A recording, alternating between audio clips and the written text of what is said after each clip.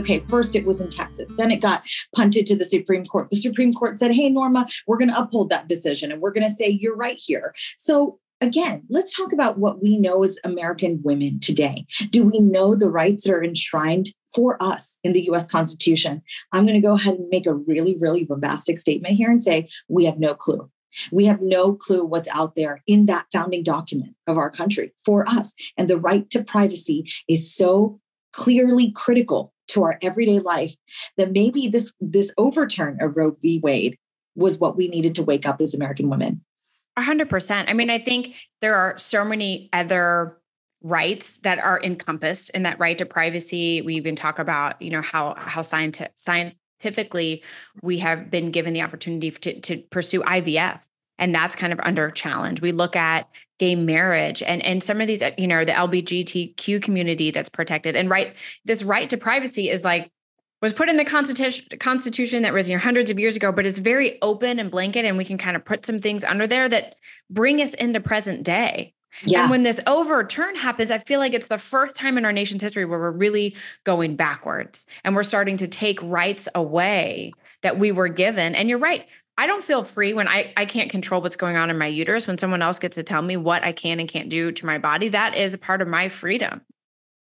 Jessica, you touched on so much there that I think we can unpack pretty clearly here, because this shouldn't be a partisan conversation. To me, it's a conversation that's rooted entirely in freedom, the values that are, again, in that Constitution, the right to sort of freedom and happiness, all these great things that the founders of this country wanted for us. Now, I take a lot of hits over the years in the political sphere for always kind of going back to the founders. They're like, our founders were white men of a certain religion who believed in owning slaves.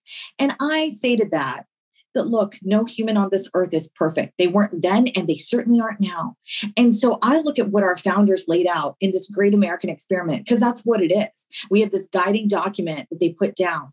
But sure, they were slave owners. Sure, they had a lot of problems of the day. We have problems of today that generations from now people will look at and say, my gosh, how did they live with those problems? But what our founders wanted was us to continually strive to be a more perfect union. And that means to look back at what didn't work for the country, to help guide us to what could work for everyone, because what they really want is equality. And sure, they couldn't have known it back then, that a brown woman like me, whose origin is in India, my mom my mom came over from India. My dad came over from Africa. Now, I'm first generation. I'm really proud of that. But at the same time, I've got to be honest with you, it makes me feel a little less American, because people always want to say you're Indian American. I haven't spent more than a vacation over there. And I've been privileged to go over and visit extended family and such. But when I think about that, it kind of applies to this too. If we're not going to use those principles in the founding documents to apply to your life, my life today, that makes us feel less equal and less American, frankly. So I think this is a conversation about sort of the future now that Roe is overturned. Really, that conversation has to be delicate. It has to take into account so many different views. It has to take into the fact that we respect people with opposing views.